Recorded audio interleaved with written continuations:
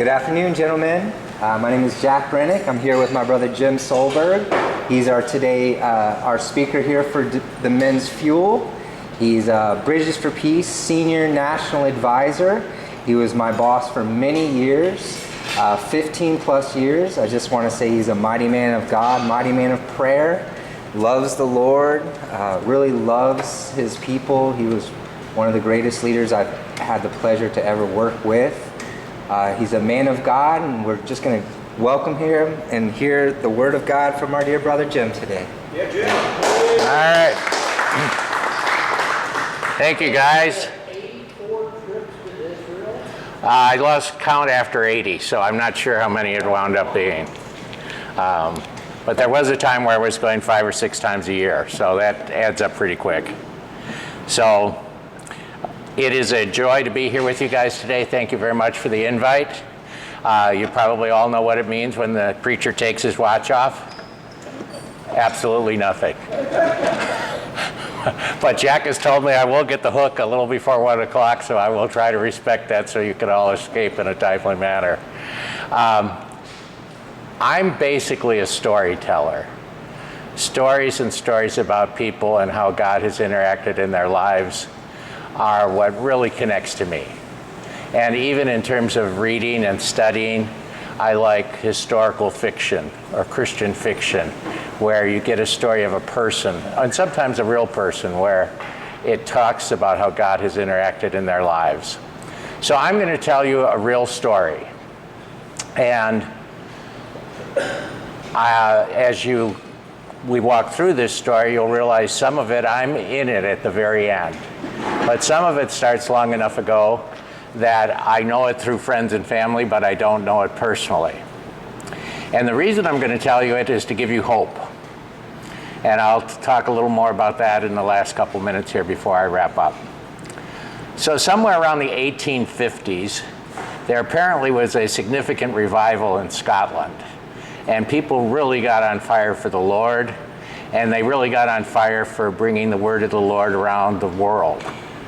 And so there was a young couple in a tiny little town in Scotland. We think the town was called Moorebattle, Scotland. Young pastor and his wife who got sent as missionaries to Nova Scotia, Canada. Now they got sent to the area of Lunenburg. And some of you may have heard of Lunenburg because Lunenburg has the highest tide in the world. The tide goes up and down further than anywhere else in the world. So it's kind of a tourist spot. But it was mainly an area settled by people from Scotland, mainly an area of fishermen and crabbers and things like that. And so this young pastor and his wife went, and they started to work in that area. They worked in Lunenburg. They had, as was typical in olden times, they had 3 or 4 churches that they were covering scattered around that area, and he'd drive from church to church, or in those days probably horse and buggy.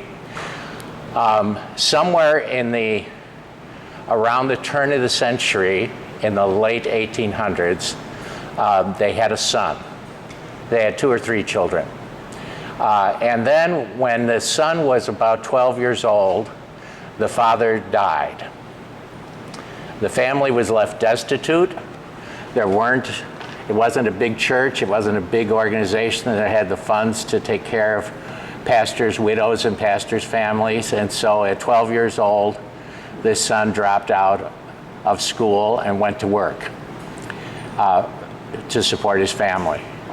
He was an extremely gifted guy.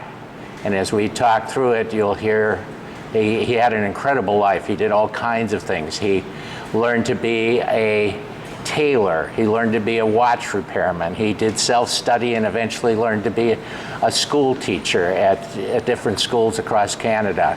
And somewhere along the way, he had a chance to learn how to fly an airplane. And when World War I broke out, he enlisted and went and flew airplanes in World War I in France. He retained that love of flying his entire life, and later on in life, when he was successful and could afford it, he bought himself airplanes to fly. But the thing that changed his life when he was 12 was he decided there was no God. that if God could take his father, who was such a loving, wonderful man, who had left his home and family in Scotland to come and missionize this wild, woolly area of Canada, clearly there was no God. Or if there was a God, he was not a good God. This broke his mother's heart because the mother and the rest of the family remained rather passionate believers. But this guy was going to have nothing to do with God for the rest of his life. After World War I, he wound up traveling across Canada. He was a teacher. He got into construction. Sometime before World War II, he moved down to the United States, to Minneapolis. He wound up starting a construction business in Minneapolis in the late 30s. The business was going very well and was very successful. He met a woman, they got married, they had a couple children. The woman came from a long family of Lutheran pastors, so she insisted on going to church on Sunday, but he would have nothing to do with it. They decided the kids should be raised and have some kind of church background, particularly back in those days. I think it was as much for any social reasons as anything else. It was, you know, the socially right thing to do if you were a business person was to be connected to a church or have your family connected to a church. So he would reluctantly drive the kids over and drop them off on the church, give them each a little money for the offering in Sunday school, and then he would drive away. And he would then come back an hour later to pick them up when Sunday school was over. The reports from the kids are they almost never went into Sunday school. They'd walk in the front door, wait till he drove away, and then they'd go spend their offering at a candy store or something and sneak back into church to be there when he came to pick them up. But life was good, and God had really blessed his timing, and he was doing commercial construction. And so when World War II broke out and the United States started to really get geared up to be in the war, he got lots of government contracts. And he built buildings and barracks all across the United States for the government and made a fortune doing it during the war. When the war was over, he continued to be really blessed. He wound up, there's a family, you may not know the family name, but the family name is Dayton. They owned the big department stores. They own what is now Target stores chain. That was the family that started Target stores, was Dayton's.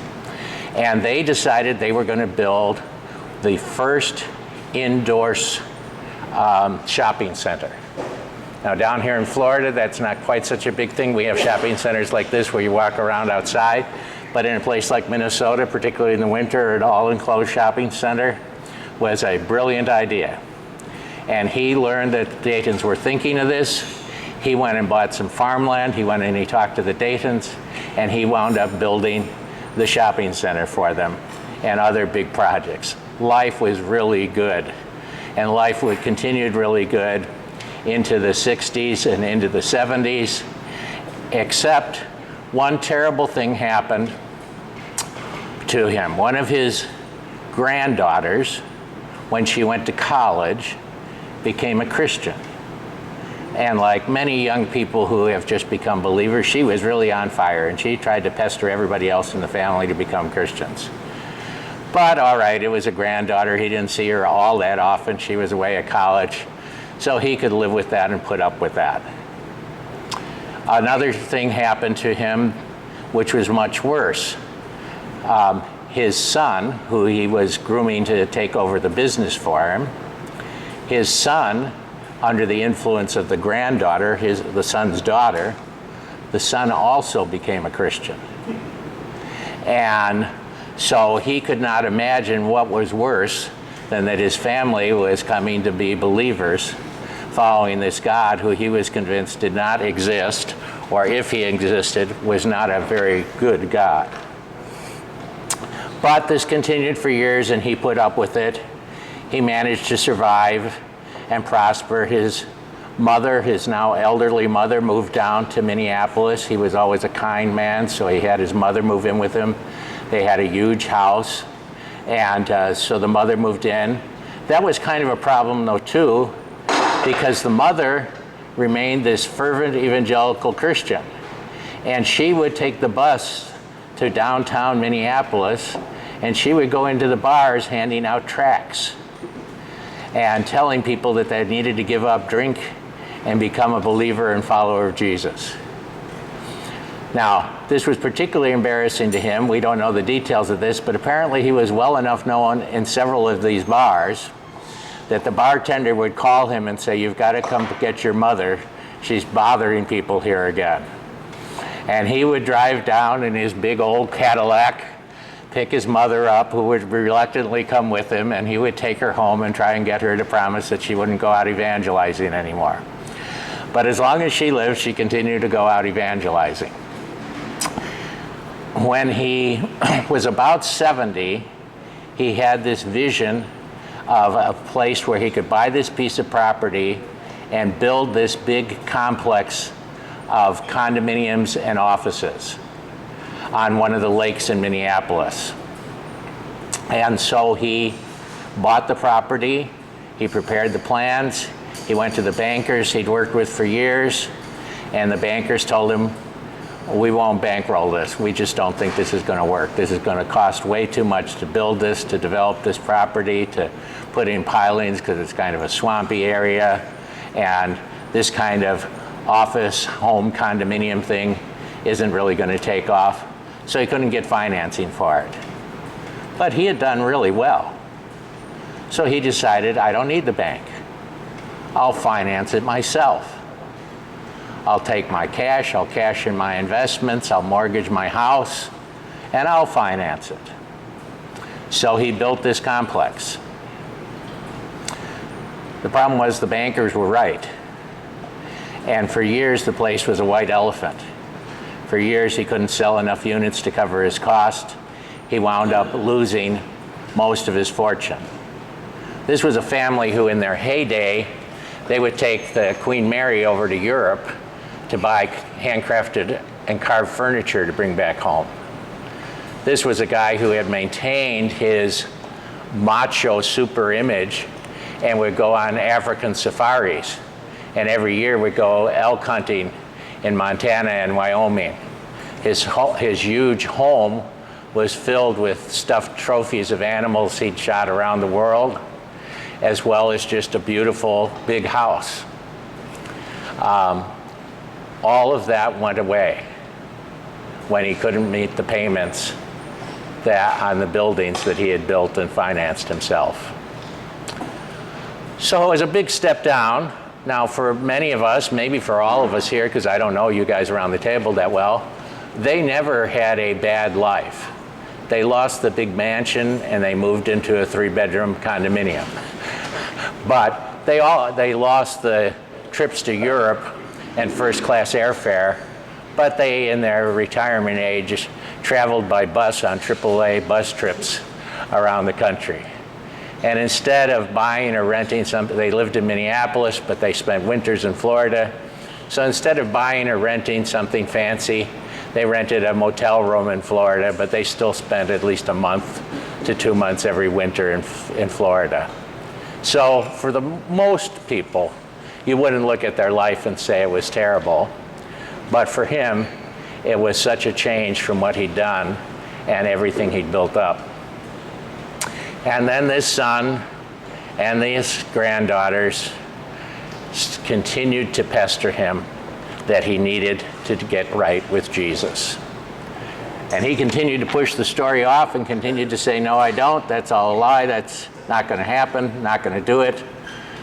But his family had gotten very involved in a weekend ministry. It goes by different names in different places. You may, down here, it's sometimes called Via de Cristo. It's called Road to Emmaus. It's called Curcio. It's called different things in different places. But his son and daughter-in-law had gotten very involved in Curcio. And after much, much pestering, when he was about 80 years old, he made a deal with his son. If I go to one of these weekends and sit there nicely and participate, will you promise you won't ever talk to me about Jesus afterwards? And his son made that deal. and he went to the weekend. And by all reports, he was a total pest at the weekend. Every time the first day anybody said anything, he raised his hands and had a question. Anytime there was a break, he pulled the pastor, the Curcio, or Via de Cristo, they talk about it as spiritual director. He pulled that person aside and said, well, what about this and what about that and how could this happen? But by the end of the weekend, his heart had melted, and he invited Jesus into his heart. And for the rest of his life, he was a passionate follower of Jesus. And the way I know that is 40-some years ago, when I had just met my wife, her grandparents invited us over for dinner in their condominium. And we went and sat at dinner, and her grandfather, who was now in his early 90s and very hard of hearing, and as some of you may have experienced, it's not uncommon for people who are hard of hearing to talk very loud because they can't hear themselves. And like many people with hearing aids, he didn't like wearing his hearing aids, so he had somebody. I don't recall him ever seeing him wear them. So we're sitting at dinner. This is the first time I've met them. They're very formal people. And it was a very nice dinner with china and everything. It wasn't all that fancy, but it was still very nice. And all of a sudden, this old man at the other end of the table looks at me and yells, "Do you know Jesus?" Now, he didn't know he was yelling. He just knew he was asking, because that had become the most important thing to him, that if his granddaughter was going to marry this guy better know Jesus. So, Darcy was his name. He became a follower of Jesus, followed Jesus till he died. His son, my father-in-law, remained a deeply committed follower of Jesus, was very involved in prison ministry for many, many years, including at the very beginning when Prison Fellowship was just getting started and Chuck Colson was beginning to try to figure out how do you do prison ministry. There was a small group of 2 or 3 guys in Minneapolis doing prison ministry, and Colson came to Minneapolis and met with my father-in-law and a couple others to learn about that. And so his legacy, instead of being a legacy of someone who had walked away from Jesus, became a legacy of someone who had wildly embraced Jesus in his old age. Now, the reason I tell you it's a story of hope is because of his family. I never met his mother or the rest of that family, but I'm sure with the passion they had for Jesus, they prayed for that guy every day. And they died having no hope, or seeing no hope. Because the word tells us hope is faith is the substance of things hoped for, the evidence of things not seen. So they prayed, but as far as they knew when they died, as far as his siblings knew when they died, as far as anybody else knew when he died, he had never accepted the Lord. But lo and behold, in his 80s he had. And as I've been in different groups and prayed with different people, at Bridges for Peace, there's morning devotions every morning, and often people will share what's going on in their lives and their hearts. And just like anywhere else, one morning we had devotions, and about 3 of the people of the dozen or so sitting around the table shared their broken heart over someone they'd been praying for years, a child or a spouse, that it just seemed hopeless. They were never going to come to know the Lord. And so I shared this story because it has been a reminder to me it's never too late. There's never a time to stop praying. And God is faithful even if we don't see it, even if he's faithful after we're gone. So, after Sharon's grandfather died, and after her father died, there was a little thing left that the family said, "Jim, do you want this because you're involved in ministry?" So Jack, would you hand me that? So I got this little thing, which I didn't know what it was. And when I opened it, it was all black and terribly dirty. And why it got saved, I don't know. But what it is it's a portable communion set that little congregation in Scotland in the 1800s gave to their little Presbyterian pastor who went to Nova Scotia as a minister, as a missionary. And it's a little silver cup. Here's a little container that holds juice or wine. And so is a traveling communion set.